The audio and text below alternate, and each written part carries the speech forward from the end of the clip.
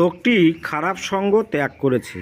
কী হবে ইংরেজিটি? The man abandoned evil company.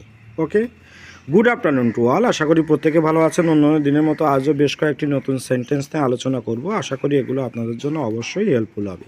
তাহলে চলুন ভিডিওটি শুরু করা যাক। নরেন্দ্র মোদী সকাল 10টায় কলকাতায় এসেছেন। ইংরেজিটি কী লিখতে পারি? Narendra Modi arrives in Kolkata at 10 AM। এবার দেখুন ব্র্যাকেটের মধ্যে আমি লিখেছি টার্নস আপ। টার্নস আপ এখানে ফ্রেজাল ভার্বস, অ্যারাইভস মানে পৌঁছানো, টার্নস আপ মানেও পৌঁছানো। তাহলে আমরা লিখতেই পারি নরেন্দ্র মোদী অ্যারাইভস না লিখে লিখতে পারি turns up in Kolkata at 10 AM। ওকে, তার প্রস্তাবটি বাতিল হলো। হিজ প্রপোজাল ওয়াজ রিজেক্টেড। প্রস্তাব ইংরেজি হচ্ছে প্রপোজাল, আর রিজেক্টেড মানে হচ্ছে বাতিল করা। ওই জন্য লিখেছি হিজ প্রপোজাল ওয়াজ রিজেক্টেড। ওকে, খারাপ অভ্যাস ত্যাগ করো। কি লিখতে পারি? শান ইওর ব্যাড হ্যাবিটস।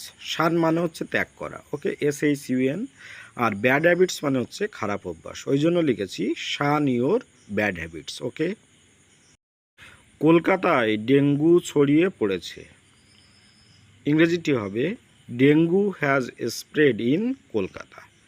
এখানে স্প্রেড মানে হচ্ছে ছড়িয়ে পড়া। ওকে, আর যেহেতু কলকাতা বড় জায়গা ওই জন্য ওর আগে কিন্তু আমি ইন লিখেছি, নট অ্যাট ইউজ করা যাবে না। আমার ছাত্রছাত্রীরাও আমাকে জিজ্ঞাসা করে যে স্যার এই জায়গাগুলোর ক্ষেত্রে ইন এবং অ্যাট কোথায় বসে। এইখানে কিন্তু পার্থক্য, যে বড় জায়গার আগে ইন বসে আর ছোট জায়গার ক্ষেত্রে অ্যাট বসে। ওকে, এটা মনে রাখবেন, এগুলো গ্রামাটিক্যাল নর্ম। ওকে, প্রদর্শনীটি সন্ধ্যা পর্যন্ত চলেছিল।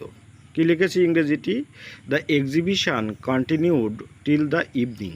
ওকে, এখানে দেখুন এক্সিবিশন মানে প্রদর্শনী, আর চলেছিল মানে হচ্ছে কন্টিনিউড, আর যেহেতু সন্ধ্যা পর্যন্ত ওই জন্য লিখেছি টিল দ্য ইভিনিং। ওকে, তাহলে ফাইনাল সেন্টেন্সটি কি লিখেছি? The exhibition continued till evening. Okay, Dipanwita ইতিহাস পড়ছে। কী হবে ইংরেজিটি? Dipanwita is reading history. Okay, পড়া ইংরেজি রিড, যেহেতু পড়ছে প্রেজেন্ট কন্টিনিউয়াস টেন্স ওই জন্য লিখেছি ইজ রিডিং, আর ইতিহাস ইংরেজি হচ্ছে হিস্ট্রি। ওকে, সে খুব দুঃখ পেয়েছে। কি লিখেছি ইংরেজিটি? He felt ডিসহার্টেনেড। এখানে ফেল্ট মানে হচ্ছে অনুভব করা বা পাওয়া, আর ডিসহার্টেনেড মানে হচ্ছে দুঃখ। ওকে, সেই জন্য আমি লিখেছি হি ফেল্ট ডিসহার্টেনেড। তারা সময়ে হাজির হয়েছিল। দে অ্যাপিয়ার্ড ইন টাইম। যেহেতু হয়েছিল মানে হচ্ছে পাস্ট টেন্স ওই জন্য আমি অ্যাপিয়ার হচ্ছে প্রেজেন্ট ফর্ম ওই জন্য অ্যাপিয়ার্ড লিখেছি, আর সময় মতো ইন টাইম ওই জন্য ফাইনাল সেন্টেন্সটি হয়েছে দে অ্যাপিয়ার্ড ইন টাইম। ওকে, তাহলে ভিডিওটি এখানেই শেষ করছি। ভালো থাকবেন সবাই, স্বাধীনতা দিবসের আনন্দ নিন। আশা করি আপনাদের দিনটা অবশ্যই ভালো যাবে। Have a good day.